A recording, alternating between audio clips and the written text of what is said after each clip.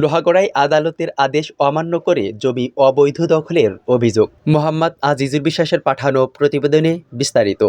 নড়াইলের লোহাগড়া উপজেলার দিঘলিয়া ইউনিয়নের নওগ্রাম আদালতের আদেশ অমান্য করে অবৈধভাবে জমি দখলের অভিযোগ উঠেছে। গত শনিবার 25 জানুয়ারি সকালে নওগ্রাম এলাকায় জমি দখলের এ ঘটনা ঘটেছে।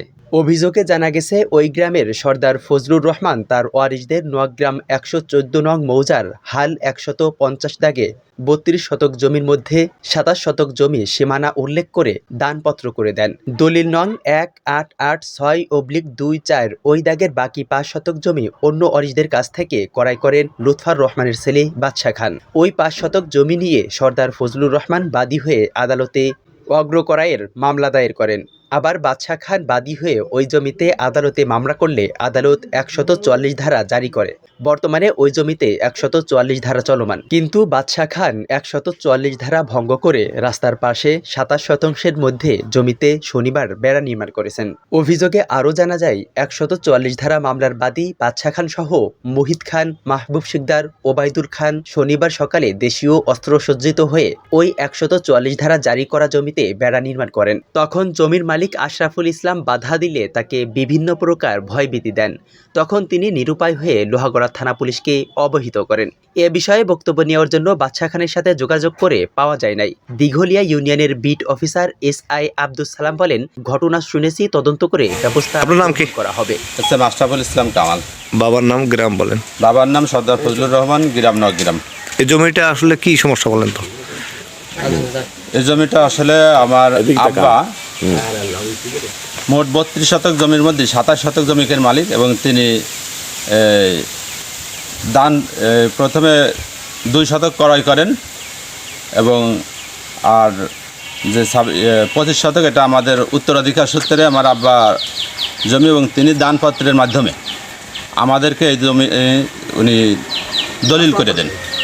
এবং আমাদের এই যে জমি, এই একই দাগের জমি এই ইবাদত শিকদারের কাছ থেকে আমরা যার সাথে সমস্যা, মোহাম্মদ বাদশা খান, তিনি এই পূর্ব পাশ দিয়ে নেন দলিল করে। অথচ তারা আজকে এই আমাদের এই যে বাউন্ডারি দিছি, আমরা আগে মাটি ফেলাইছি, তারপরেও তারা এখানে জোর জবরদস্তি করে এই সকালে এই মোহিত খান, বাদশা খান, মাহবুল শিকদার খান, ওবায়দুর রহমান, এরা কয়জন মিলে এই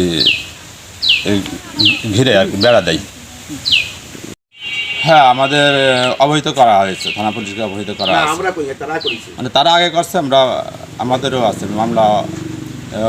অলরেডি একটা শুনানি আছে সামনে, এই ফেব্রুয়ারি মাসের 12 তারিখে একটা শুনানি আছে। সেটা তো আদালতে? হ্যাঁ, আদালতে। না, আজকে তারা জোরপূর্বক ঘিরেছে, এই ব্যাপারে কি আপনার আইন শৃঙ্খলা অবনতির দিকে যাচ্ছে? সে কারণে কি আপনারা কি করছেন নাকি? না, এখনও আমাদের এটা করা হয় নাই, তবে আমরা যারা বড় ভাই আছে ওনাদের সাথে আলোচনা করে কি করা যায়, যদি করার প্রয়োজন হয় আমরা করবো। দাগ 124, হালদাগ 150, 32 শতক জমি, নালিশি জমি 5 শতক, জমি 27 শতক RS রেকর্ড 27 শতক সর্দার ফজলুর রহমানের নামে দৃষ্ট হয়। তখন সর্দার ফজলুর রহমান তার পুত্র গণদের ভিতর দানপত্র দেয়, 7 পুত্রের উপর দানপত্র দেয়। আর 5 শতক জমি আছে কি ইবাদত গঙ্গা, অর্থাৎ ইবাদত দিগর, তারা কয় ভাই বোন মিলে বাদশা খানের কাছে বিক্রয় করে। আর SM শফিকুল ইসলাম দিগর, তারা এটা প্রিভেনশন মামলা করে ওই 5 শতকের উপরে। হ্যাঁ, ওই 5 শতকের উপরে।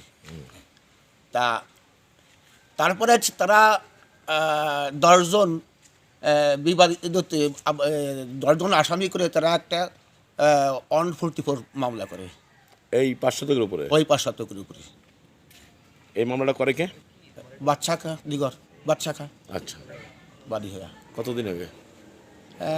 এই তো কয় তারিখে আমার খেয়াল নাই, এটা সজিপুল আসলে বলবে। আনুমানিক ধরেন 15 দিন। 144 জারি হওয়ার পরে আবার আজকে বেড়া দিয়েছে? আজকে বেড়া দিয়ে গেছে।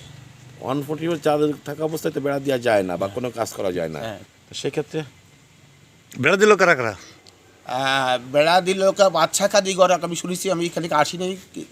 এরা যারা আছে, যারা দেখছে তারা বলবে, বা তারা প্রমাণপত্র আছে তারা বলবে, কিন্তু আমি এখানে আসি নাই। আমি জানিও, মানে শুনেছি, কিন্তু আমি বাড়িছিলাম, আমি তো আসি।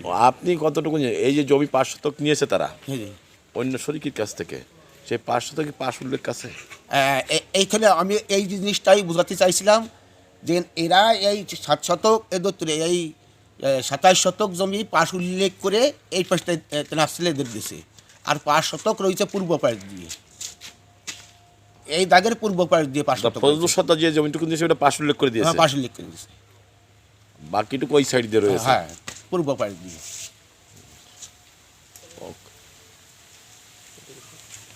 27 শতক, 32 শতক জমির মধ্যে 27 শতক জমি, 27 শতক জমি আমরা ভোগ দখল করি পরিপূর্ণভাবে।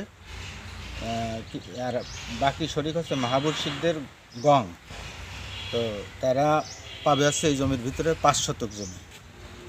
তো আমরা এখান থেকে যেভাবে আমরা ভোগ দখল করি সেই অনুযায়ী আমার বাবার কাছ থেকে আমরা দানপত্র মূল্যে দলিল করে নিয়ে আমরা আমাদের কাজকর্ম চালাইয়া যেতে থাকি। ইতিমধ্যে যে শরিক তারা আমাদেরকে না জানিয়ে অতি গোপনে এই গ্রামের বাদশাকার কাছে তার 5 শতক জমি বিক্রি করে। পরবর্তীতে আমরা এটা যখন জানতে পারি, জানার পরে আমরা এই জমির বিপরীতে আদালতে প্রিএমশন করি। প্রিএমশন কেস চলমান।